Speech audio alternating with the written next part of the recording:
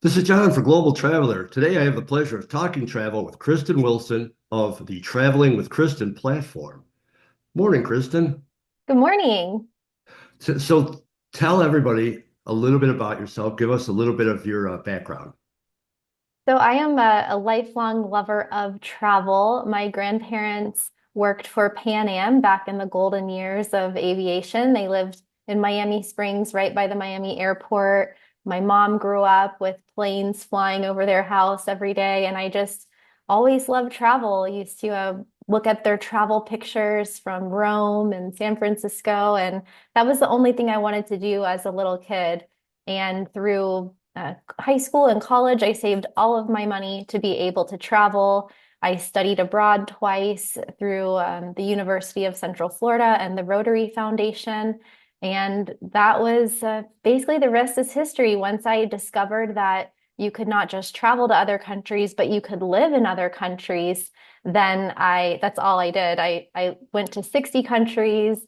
I've been living abroad for 20 years now. And through that time, I've helped people purchase real estate overseas. I started a relocation company in 2011, and I've been helping people move to different countries ever since. So I started traveling with Kristin on YouTube channel and the podcast back in 2018, 2019, and have been talking about these topics ever since, sharing how people can live a location independent lifestyle as digital nomads or move abroad for cost of living, quality of life, and other reasons. Now, I know people now could look to you for answers and for help and guidance. How did you have the courage? How did you have the knowledge to start it? Because back then, I mean, it's not that it was a million years ago, but back then, the answers were fewer.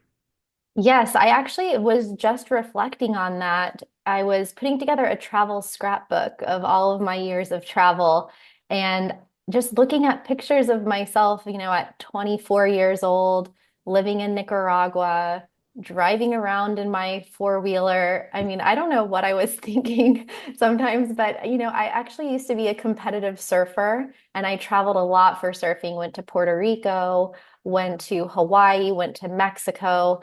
And that was as a 16, 17-year-old. So I think that that gave me the independence to be able to travel with friends or by myself. And I don't know, I think it must have just been something that came naturally to me. And I wanted to share with the world that it wasn't so scary and intimidating as everyone told me that it was, and everyone who tried to convince me out of traveling as a solo female traveler or living in different countries. They kept asking, when was I coming back? When was I going to get a quote unquote real job? But my very first real estate clients in Costa Rica, they were retired, and that was the first time I thought, wow, I'm living a lifestyle at 22 years old that these very successful people, business owners, retirees, want to live at 65, 70, 75 years old, 80 years old. And so I thought I must be doing something right because these very, wise, wealthy people are coming down to get my help to live the lifestyle that's very similar to what I have as a 20-something-year-old. Did you have any doubts back then? Like, these people are coming in. What do I know? I don't think so because I was always very studious in school. I graduated at the top of my class. I have an MBA, and I just always thought that I had some value to give, and I always believed in myself and had a lot of insights. Although looking back, I think maybe it could have been strange for people to come and get consultation from somebody so young. I think I really stepped into that role and had so much experience. By the time I was 25, I'd probably been to 25, 30 countries. I owned a part of a Century 21 franchise, and I just had this very business-oriented entrepreneurial mindset. I had job offers in the United States before I went to Costa Rica when I got out of grad school, but I looked at the opportunity of either working in a cubicle in Orlando, Florida, or going to the jungles of Costa Rica. So I chose that. But I do think maybe in the back of my head, I second guessed myself sometimes when I saw what my former classmates were doing and working for these, big corporations, consulting firms, and having really important job titles.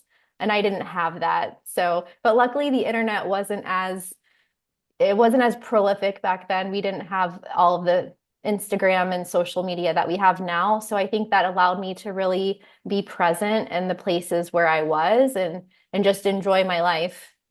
Well, obviously it worked. You've been very successful over the years. Part of your platform is, people could work and still live and still travel and still move around. But clearly that doesn't work for every job. So let's say I came to you, I don't know, I'm a foreman in a warehouse or something, something where I have to be at a place. What kind of advice would you give me?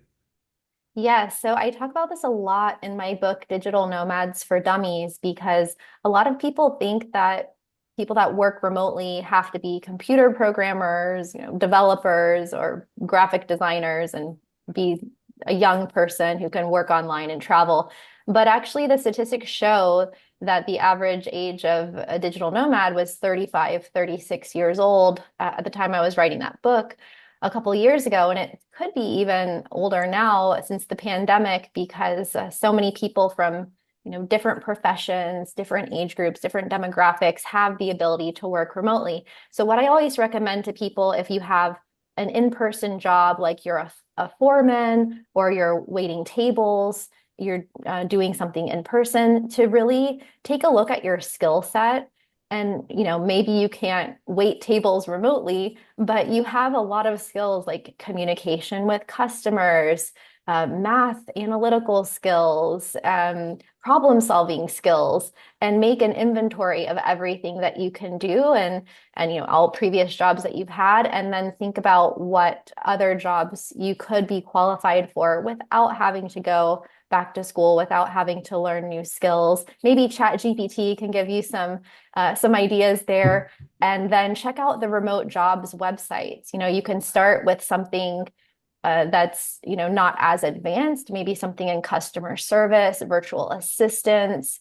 You could do something freelancing and start your own thing. And don't think you have to have it all figured out at once. Just think like, what is one service I can offer from home to people in my network, people on my Facebook page, my friends who already know me, professional network? What's one thing I could do? What's one way that I could get a client? And then you can build from there. I'm glad you mentioned your book because that's where I first saw you. It popped up on my, books recommended for you list, and I actually checked it out. And I love the book. So I had to ask you about that because there's so many great bits of information there and things that I didn't even think of. Even when I was formulating questions, I found the answers were in there. So I encourage everyone to check out that book, even if you have no interest in traveling abroad or working abroad. It's still a very interesting book. It's still a lot of useful information. Thank you. Yes, the first half is how to make money online, and the second half is how to travel and live abroad. Exactly. So how has travel changed you? I think it's made me more independent and self-sufficient, more resilient. It's something I had on my dating profile a while ago is that, nothing can bother me because after traveling to 60 countries, you haven't seen everything, but you've been through a lot. And so something like a flight delay or small annoyances aren't going to get to me because I feel like you really absorb the amount of human challenges and suffering in the world, and especially traveling to places that have a lot of poverty. So yeah, after seeing some of the things that people have to go through, I'm very grateful for the opportunities that I have, the country that I was born in, even though I don't spend as much time in the US as in other places. So it definitely changes you in that way. It also makes you, I think it gives you a different global perspective. You tend to unlearn a lot of the things that you learned in your society and your culture. That goes for people born from the United States and also from any other country. You might change your spiritual perspective, your religion, you might change your political affiliation, all of these things that you thought were fixed, you realize that they're just a part of your culture and you can make different choices on how you want to live moving forward. And then finally, I think you start to realize how similar people are in every country. We might look different, we might speak different languages, we might have different cultures and religions, but we're all human beings. We all, need to eat and sleep, and we want to be part of a community. We want to be loved. We want to have fun. And so whether I'm observing, a group of men having their coffee in New York City or playing checkers in Albania in a park, it's like, wow, everyone, mothers walking their strollers in Norway or in Australia. It's like we're all people, and we need to really remember that with all of the division that's in the world today. So what are some of the favorite places where you've been? And is there any one or two places that you really want to go? Ooh, yes, there's a few places I would like to go I haven't been to yet. I really haven't explored Africa or the Middle East. I would love to go to South Africa. I'd love to go to Egypt. I'd love to go to Kenya, Ghana. There's so many places I'd like to go there. I'd love to go to the Galapagos Islands. It's somewhere that's really off the beaten path. You need to make an intention to go there. You're not just going to pass it on your way to get somewhere else. And also Antarctica. Now, places that I love that I go back to a lot, there's really tropical, exotic places that I like to visit, like Bali, Indonesia. The Corn Islands of Nicaragua are really beautiful. Not places I'd necessarily want to live full time, but really cool spots to visit. I also love the southwest corner of Costa Rica, which is Pavones, Puerto Jimenez, Corcovado National Park, very tropical, beautiful, some of the most biologically intense places on earth. And then as far as lifestyle, I love living in developed metropolitan areas that have water. So Sydney, Australia, Vancouver, Canada, Amsterdam in the Netherlands, Manchester in the United Kingdom, lots of canals, really nice, peaceful city, but also you don't feel like you're in a city. And what travel tip would you give to anybody, experienced or new traveler? I would definitely say to become a frequent traveler of any providers that you use. So whether that's rental car companies, hotels, airlines, these days, you can get free points, free miles every time you spend money. So really take advantage of that. I can't tell you how many times I've been grateful to be an Avis preferred member, not sponsored, but to be able to just walk off the plane, through the baggage claim and go straight to pick up your car without having to wait in line and sign papers, things like that that are going to make your life easier. Become a corporate member and get discounts from rental cars and hotels. You can even join the corporate rewards programs of airlines if you own your own business and get points for yourself and your employees. Get lounge memberships and things like that. So I think that's a tip that a lot of people take advantage of, but a lot of people skip over it. Great tip. How do you balance being a nomad with being grounded? Or don't you balance? Does it matter? It is a challenge.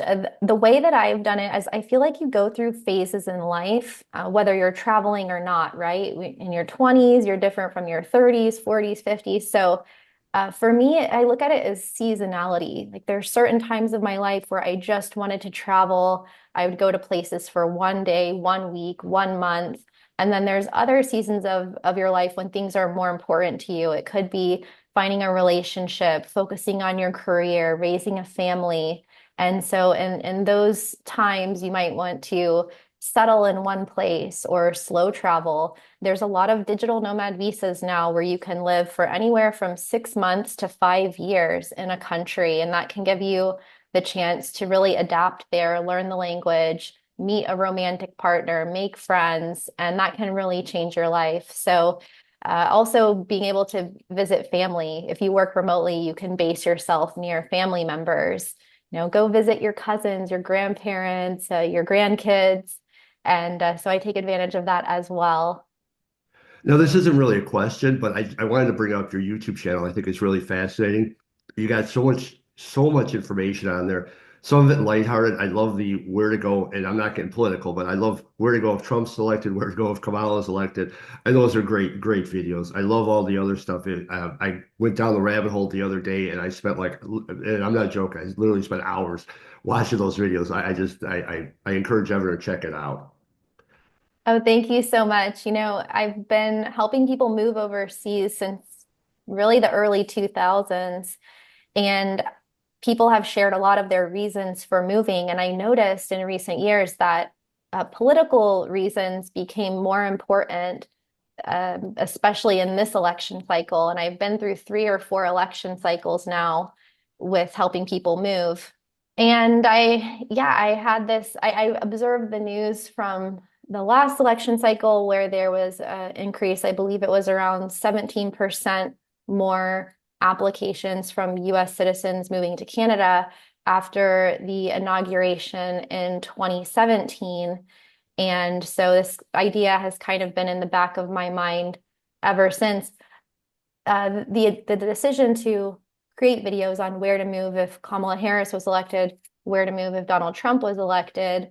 They did, especially the Trump one went viral, but I wanted to approach it not from a sensational perspective, but from a really logical, grounded perspective.